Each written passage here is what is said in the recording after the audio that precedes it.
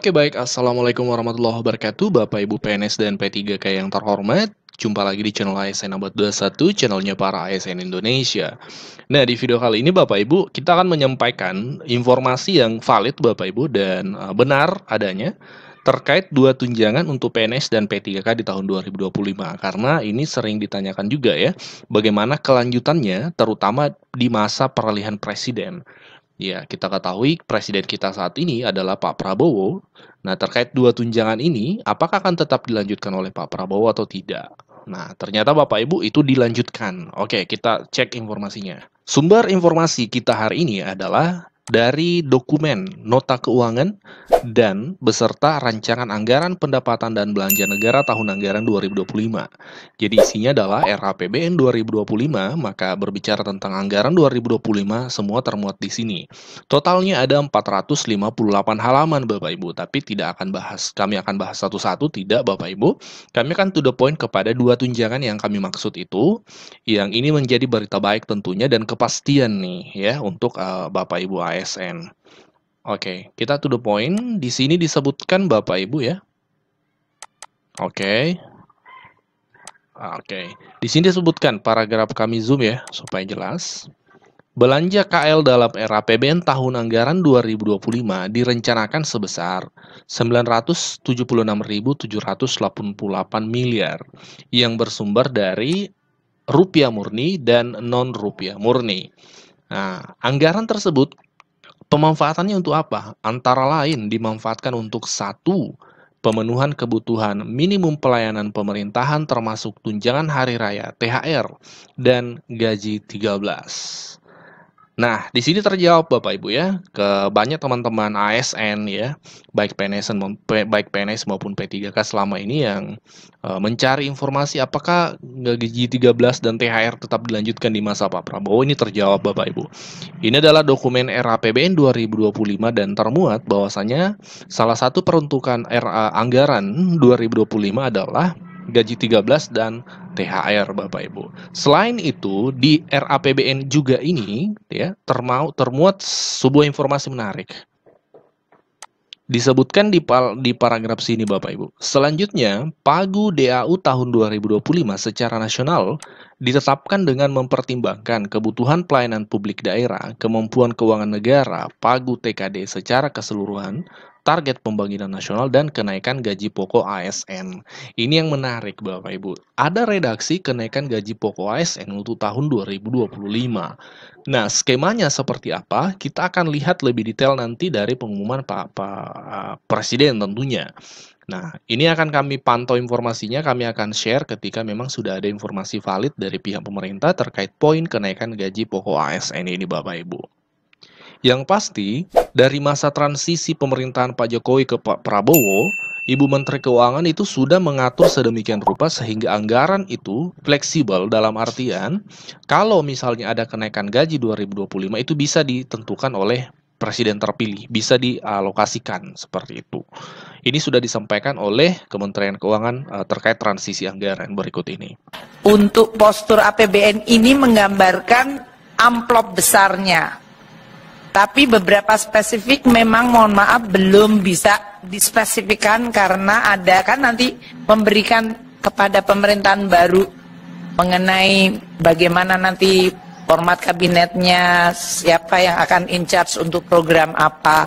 Itu ciri dari transisinya itu tadi. Tapi kami terus berkoordinasi dan berkomunikasi sehingga kalau sampai kemudian sudah ada keputusan politik dan kemudian ada keputusan secara birokratis yaitu badan atau siapa yang akan ditunjuk, kita langsung bisa mendukungnya melalui anggarannya. Itulah yang kita sebut transisi melalui sinkronisasi dan koordinasi.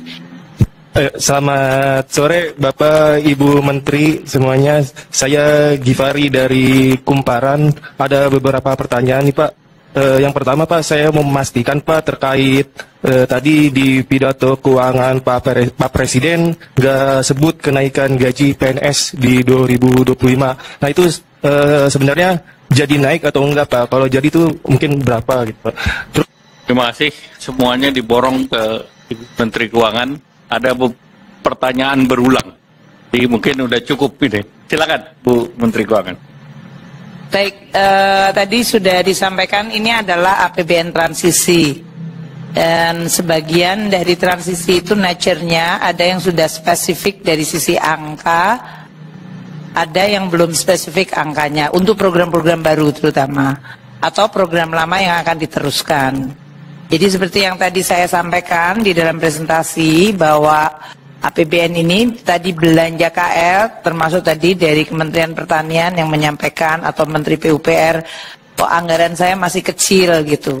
Karena sebagian cukup signifikan itu masih di-retain nanti presiden-elek yang akan nentuin. Gitu ya. Jadi kalau tadi Pak Menteri PUPR atau Menteri Pertanian mengatakan memang penting dan memang itu penting disampaikan oleh presiden-elek.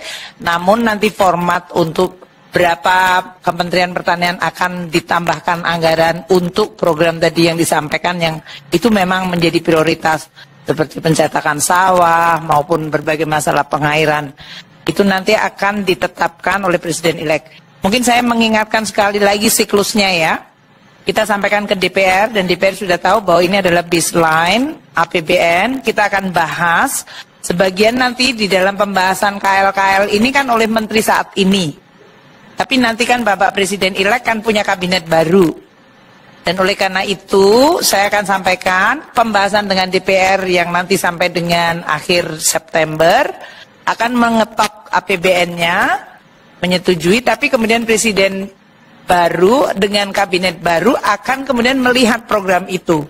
Dan dipa-dipanya mungkin akan disampaikan termasuk apakah ada dipa yang memang akan spesifik dipindahkan tadi dari belanjanya pemerintah pusat yang ada di non-KL ke katakanlah Menteri Pertanian, Menteri PUPR, atau Menteri Kesehatan, atau Menteri Pendidikan. Jadi saya mohon teman-teman wartawan untuk postur APBN ini menggambarkan amplop besarnya. Tapi beberapa spesifik memang mohon maaf belum bisa dispesifikkan karena ada kan nanti memberikan kepada pemerintahan baru mengenai bagaimana nanti format kabinetnya, siapa yang akan in charge untuk program apa.